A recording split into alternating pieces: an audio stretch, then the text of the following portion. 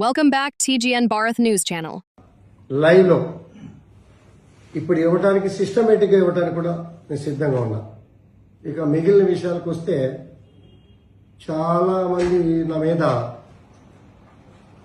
వీడియోలు రిలీజ్ చేశారు. పార్టీ మారాడని నజరానా. మరి 10 సంవత్సరాలు కేసీఆర్ గవర్నమెంట్ లో ఉన్నప్పుడు నజరానా నాకేమి ఇవ్వలేదా? ఆ పార్టీలో డబ్బులు తీసుకుని పార్టీలో ఎవరు చేరాడు, తీసుకోకుండా ఎవరు చేయడం అనేది ప్రజలందరికీ తెలుసు. ఆనాటి ముఖ్యమంత్రి గారి కేటీఆర్ గారికి కూడా తెలుసు. వాళ్ళ మనస్తత్వం ఏంటి, మా మనస్తత్వం ఏంటి, వాళ్ళ మెంటాలిటీ ఏంటి, మా మెంటాలిటీ ఏంటి అనేది కూడా వాళ్ళకు కూడా తెలుసు. అందరూ ఫైల్స్ పట్టుకెళ్ళారు. నేను ఎప్పుడు కూడా ఫైల్ పట్టుకొని పర్సనల్ వర్క్ కోసం ఏనాడు కూడా కేసీఆర్ గారిని ఎప్పుడు వెళ్ళలే, ఎవరి దగ్గరికి కూడా వెళ్ళలే. ఆ మాట ఇప్పటికీ కూడా పెద్ద ఆయన చెప్తాడు. మీరు కూడా ఇంటర్వ్యూ చేసినప్పుడు అడిగి చూడండి, ఆయన వాస్తవాలు చెప్తాడు ఎక్కడున్నా కూడా. ఇటువంటి సందర్భాలు. ఇక మిగిలిన విషయాలు మాట్లాడుకుంటే మన చరిత్ర ఏంటి, మనమేంటి. ఎమ్మెల్యే గారు నిన్న మొన్న ఒక వీడియో రిలీజ్ చేశాడు. ఆయన పార్టీ నజరానా కోసం సొంత ఆస్తులు కాపాడుకోవటానికి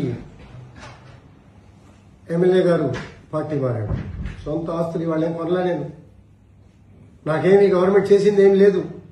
ఆ గవర్నమెంట్ చేసింది లేదు, ఈ గవర్నమెంట్ చేసింది లేదు. ఏ గవర్నమెంట్ నాకు చేయలే. కానీ నిన్ను నువ్వు క్వశ్చన్ చేసుకో. గుట్ట నుంచి స్లిప్పర్లు వేసుకొని మీసాల వీరప్పన్, తెలుసా మీకు? వీరప్పన్ అంటే అడవి దొంగ. బాగా నా ఇంటి ముందు నుంచి నడుచుకుంటూ వెళ్ళేవాడు. నిన్నే ఒక వీడియో రిలీజ్ చేసావు నువ్వు.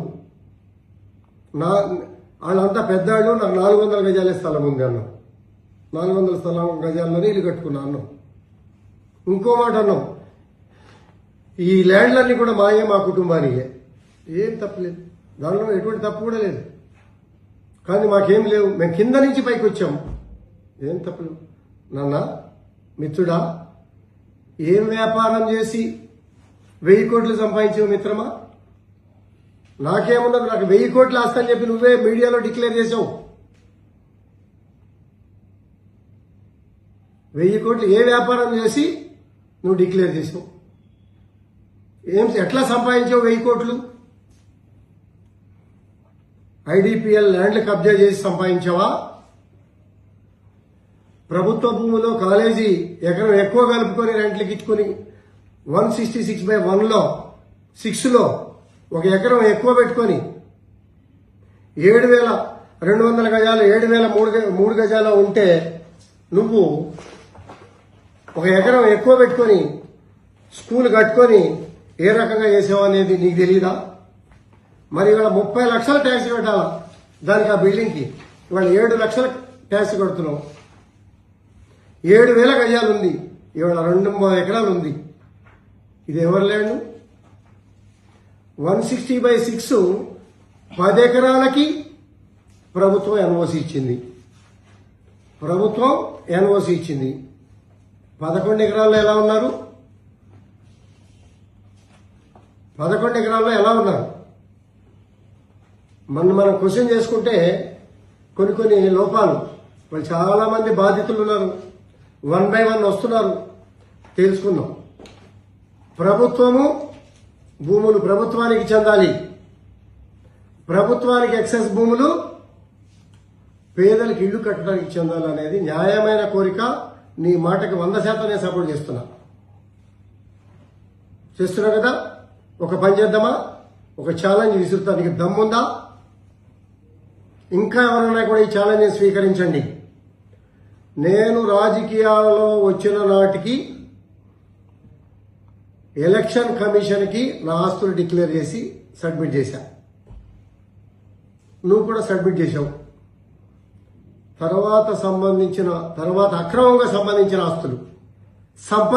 ఆస్తులు ఏమైతే ఉన్నాయో వాటన్నిటిని కూడా ప్రభుత్వానికి హ్యాండ్ ఓవర్ చేద్దామా, పేదలకు హ్యాండ్ ఓవర్ చేద్దామా? తేల్చండి. ఒకటి, మీకు ఎదురికి ఛాలెంజ్కి నిలబడే దమ్ము ధైర్యము మీకు లేదు. 2014లో తెలంగాణ రాష్ట్రం ఏర్పడింది. 14 నుంచి 24 దాకా ఏ శాసనసభ్యుడు ఎంత అక్రమ ఆస్తి సంపాదించాడు? నేను సిబిఐకు, మోడీ గారికి, హోమ్ మినిస్టర్ గారికి, ఫైనాన్స్ మినిస్టర్ గారికి నిష్పక్షపాతంగా లెటర్ రాయడానికి సిద్ధంగా ఉన్నా. మీరు సిద్ధంగా ఉన్నారా? ముఖ్యమంత్రి గారు కూడా కొన్ని తప్పులు చేస్తా ఉన్నాడు. నాలాంటి ఆయన అడ్వైజర్ కింద పెట్టుకుంటే రేవంత్ రెడ్డి గారు ఒక బడ్జెట్, ఒక శేర్లింగంపల్లి కాన్స్టిట్యూన్సీలో ఇలా అక్రమ ఆస్తులకే ఒక బడ్జెట్ సరిపోతుంది. ఓన్లీ నా అడ్వైజ్ తీసుకుంటేనే. అడ్వైజ్ అంటే నేను నోటి అడ్వైజ్ ఇవ్వను, డాక్యుమెంట్ ఎవిడెన్స్ అడ్వైజ్ ఇస్తా. అక్రమాస్తులు, అక్రమ సంపాదన గగ్గోలు పెడుతున్నారే, ఇదే ఆరికపూడి గాంధీ. ఇవి ప్రభుత్వ భూములు, రెగ్యులరైజ్ చేయొచ్చు అని ఆనాటి మంత్రి గారికి, ముఖ్యమంత్రి గారికి లెటర్లు ఇచ్చారు. ఏం చేశారు మీరు? 1954 నుంచి 2018 వరకు ఇది ప్రభుత్వ భూమి అని చెప్పి పహానీలో రాస్తుంది. 2018 వరకు రాస్తుంది. 23 ఎకరాల హైరేజ్ బిల్డింగ్లు పర్మిషన్ ఎలా ఇచ్చారు మీరు?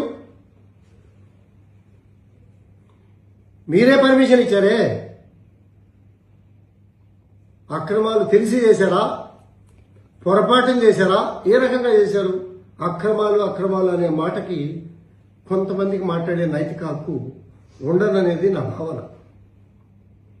నేను ఎక్కడ కూడా మాట పడలే, ఎవరితో కూడా మాట పడలే. ఇవాళ ఒక మంచివాడిని పట్టుకొని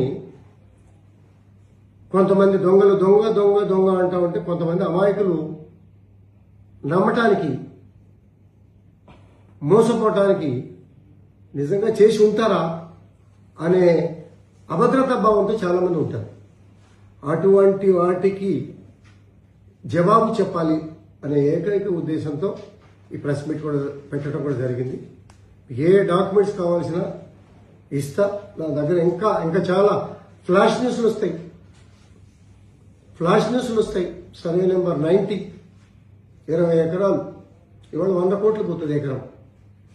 నీ ఇంటి పక్కనే ఉంది కదా, కుక్కుడి బల్ల అంతా నాదే ఉంటావు కదా.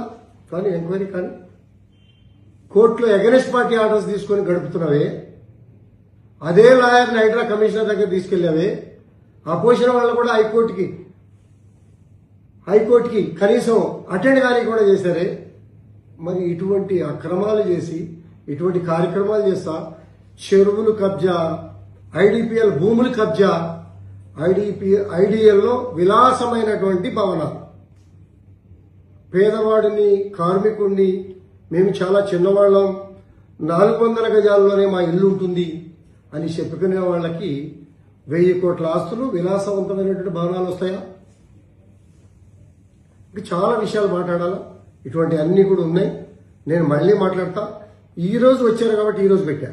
నేనంతా డాక్యుమెంట్ ఎవిడెన్స్తో మీ ప్రెస్ క్లబ్లో చక్కగా డీటెయిల్డ్గా డాక్యుమెంట్ సెట్లన్నీ కూడా media, electronic and print and ముఖ్యమంత్రి ఇవ్వడానికి సిద్ధంగా ఉన్నా. నా ఛాలెంజ్ని స్వీకరించడానికి ఎవరైనా వస్తే 14 నుంచి ప్రభుత్వం దిగిపోయే వరకు ప్రతి శాసనసభ్యుడు, అక్రమ శాసనసభ్యులు భూములు ఏవైతే ఉన్నాయో వాటన్నిటిని కూడా వెలికితీసి రాష్ట్ర ప్రభుత్వాల ఆస్తులు కబ్జా చేయటం ఒక ఎత్తు అయితే, కేంద్ర ప్రభుత్వ ఆస్తులు కూడా కబ్జా చేస్తా ఉన్నారు. ఉదాహరణకి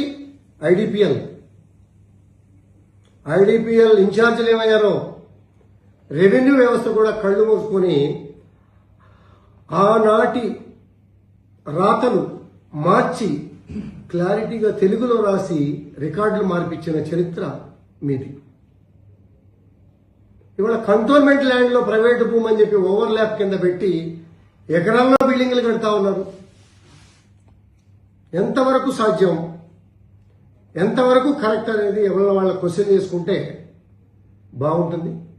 ఇంకా కూడా నేను అన్ని ఆధారాలతోనే ఇస్తా. ఇప్పుడు మాట్లాడిన దానిలో ప్రతి దాని దగ్గర నా దగ్గర పేపర్ ఉంది. ఎవరికి కావాలంటే కూడా వాళ్ళకి పంపుతాం. అధికారులు కూడా ఇవ్వాల్సిన బాధ్యత అధికారులు కూడా ఉంది. నేను మొన్నే ఒక్క దాని మీద కంప్లైంట్ ఇచ్చా. ఏమని, 60 ఫీట్ల రోడ్డు ఉండగా నువ్వు మేలో 60 ఫీట్ల రోడ్డు ఇచ్చావు, జూన్లో 100 ఫీట్లు ఇచ్చావు, జూలైలో 60 ఫీట్లు ఇచ్చావు, మళ్ళీ జనవరి వచ్చేసరికి 60 ఫీట్లు ఇచ్చావు. ఇచ్చేసరికి గలగలలాడిపోయి నేను రిజైన్ చేసేస్తున్నా, కంపెనీల నుంచి నా కొడుకు తప్పుకుంటున్నాడు.